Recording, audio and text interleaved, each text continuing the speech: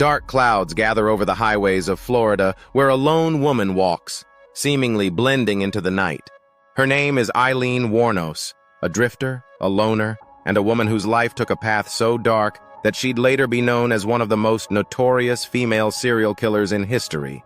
This is the story of Aileen Wuor, a woman haunted by her past, scarred by abuse, and led by a fury that would ultimately cost 7 men their lives. Aileen Wuor's life was tragic from the start. Born in 1956, she was abandoned by her mother and left to be raised by her grandparents. Her childhood was filled with neglect, violence, and abuse. By her teenage years, Aileen was homeless, surviving on the streets, and turning to prostitution to make ends meet. But her troubles were far from over. As she drifted through life, Wuor became involved in a series of petty crimes. She was arrested multiple times for theft, assault, and other charges, spiraling further into a life of violence. Then, in 1986, she met Aileen Wuor, a hotel maid who would become her lover and closest companion. Wuor found a sense of connection with Wuor, and for a while she believed she had found love. But their relationship couldn't quell the rage that boiled inside her. Between 1989 and 1990, Aileen Wuor embarked on a brutal killing spree, taking the lives of 7 men. She claimed the men had picked her up while she was working as a prostitute, and that they had attempted to assault or harm her.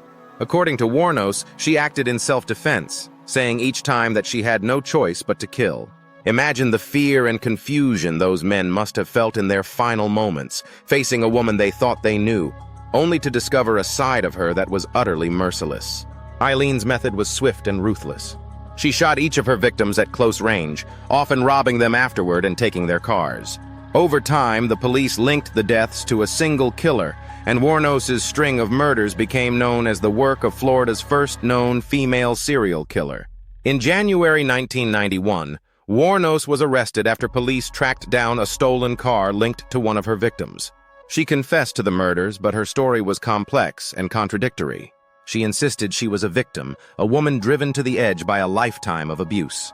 But the brutality of her crimes painted a different picture, a woman filled with unrelenting anger, striking out at the men who represented the worst parts of her past.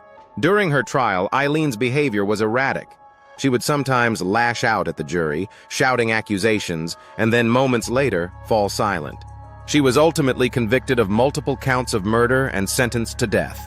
But she remained defiant until the end, showing no remorse, claiming she was justified in her actions. In October 2002, Aileen Wuor was executed by lethal injection. Her last words echoed the darkness that had haunted her life.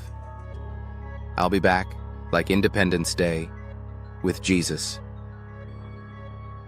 Aileen Wuor's story has been retold in documentaries, books, and even the Oscar-winning film Monster, starring Charlize Theron. Her life raises questions about the impact of trauma, the cycle of violence, and the fine line between victim and predator, a tragic figure or a remorseless killer. The story of Aileen Wuor continues to haunt, leaving us to wonder, was she born a monster, or did the world make her one?